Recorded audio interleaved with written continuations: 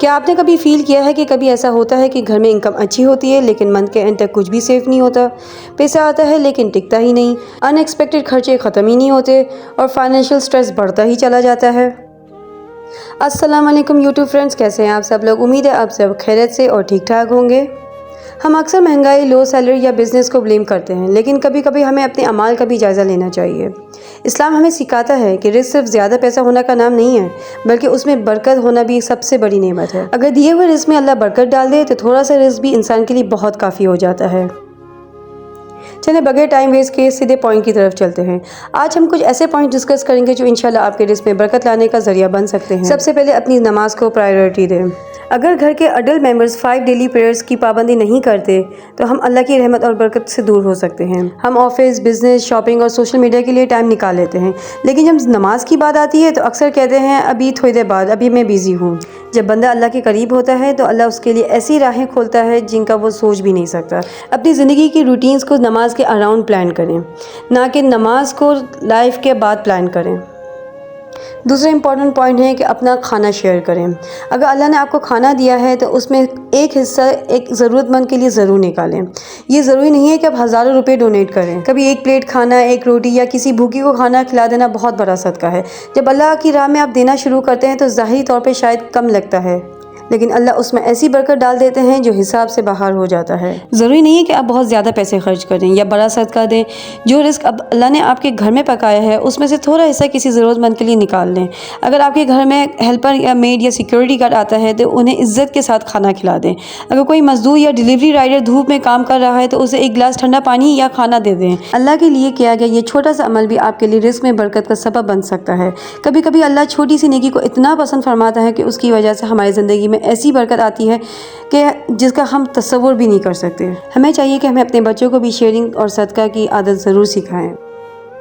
تیسرا پوائنٹ ہے کہ ہمیں اللہ کا شکر ادا کرنا چاہیے۔ ہر وقت صرف کمپلین کرنے کے بجائے اللہ کی دی ہوئی نعمتوں کو اپریشیٹ کریں۔ جب انسان الحمدللہ کے دل سے کرتا ہے اور اللہ کی نعمتوں کا شکر ادا کرتا ہے تو اللہ اس کے لیے اور آسانیاں پیدا فرماتا ہے۔ کبھی اپنی لائف کو ان لوگوں سے کمپیئر نہ کریں جو آپ سے زیادہ رکھتے ہیں، ہمیشہ ان لوگوں کو دیکھیں جن کے پاس آپ سے کم ہے۔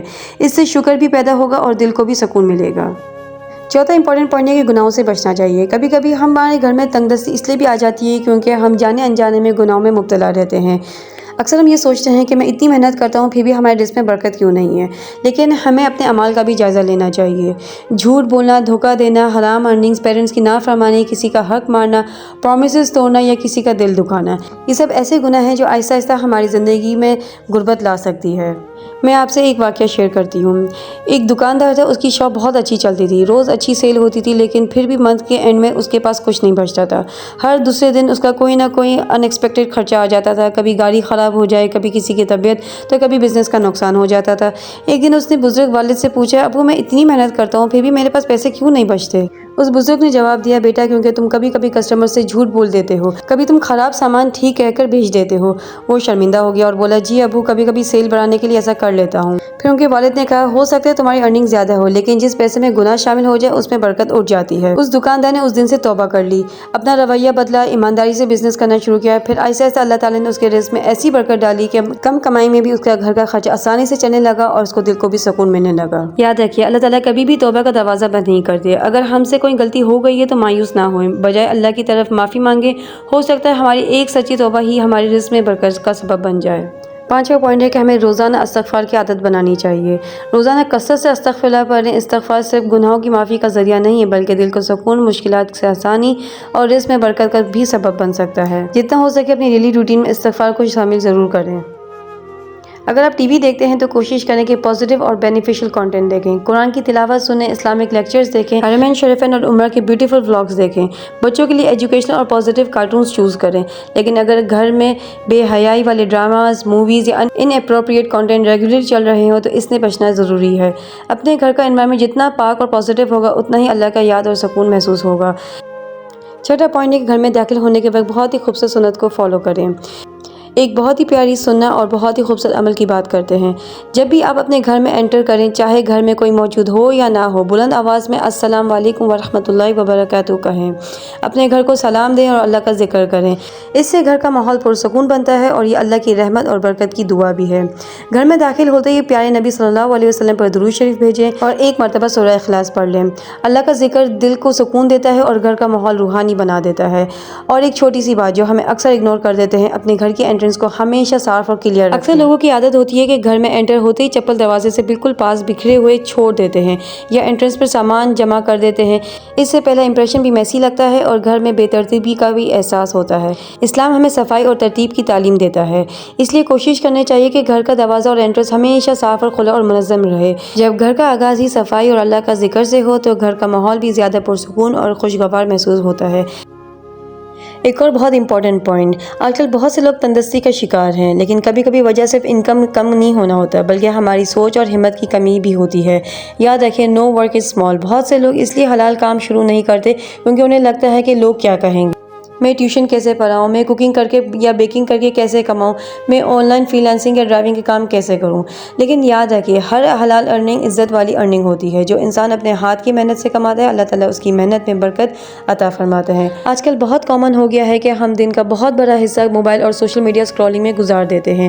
کبھی ایک ریل، پھر دوسری ریل، اور دیکھتے ہی دیکھتے گھنٹوں گزر جاتے ہیں۔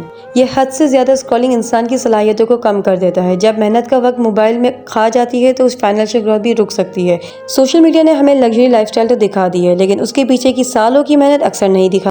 صرف سکسیسفل لائف دیکھ کر انسپائر مت ہو، ان کی ہارڈ ورک، ڈسپلن اور کنسسٹنسی بھی سیکھیں۔ حلال محنت میں کبھی بھی شرم کی بات نہیں ہوتی۔ شرم کی بات حرام راستے اختیار کرنا یا بنا وجہ لوگوں کے سامنے ہاتھ پھیلانا ہے۔ اگر اللہ نے آپ کو صحت، وقت اور سکلز دی ہیں تو انہیں استعمال کیجیے۔ چھوٹی سٹارٹنگ سے مت گھبرائیے۔ آج کا چھوٹا حلال کام کل اللہ کے حکم سے بڑی کامیابی کا ذریعہ بن سکتا ہے۔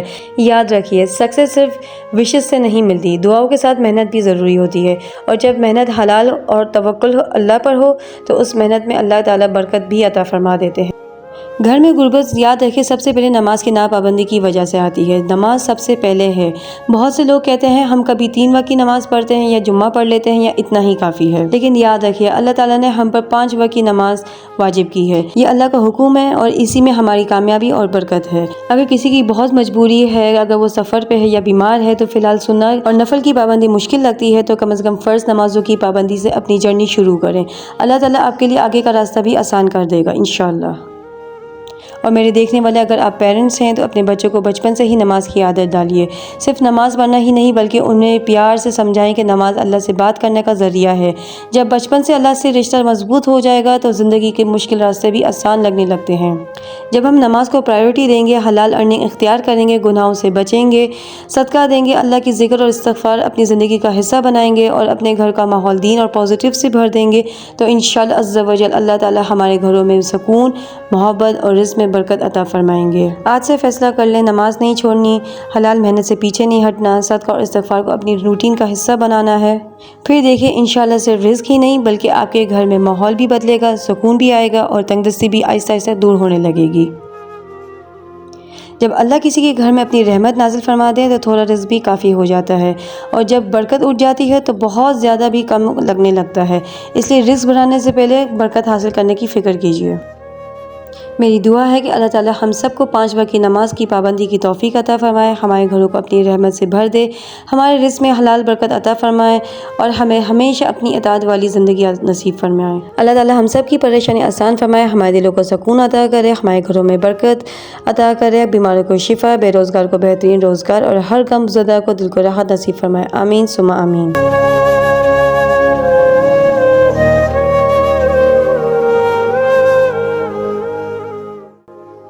اگر آپ کو میرا آج کا ولاگ اچھا لگا ہو اور ذرا بھی ریلیٹ کیا ہو تو کائنڈلی لائک، سبسکرائب اور شیئر ضرور کر دیجیے گا۔ پھر ملتے ہیں نیکسٹ ولاگ میں، تب تک کے لیے اللہ حافظ۔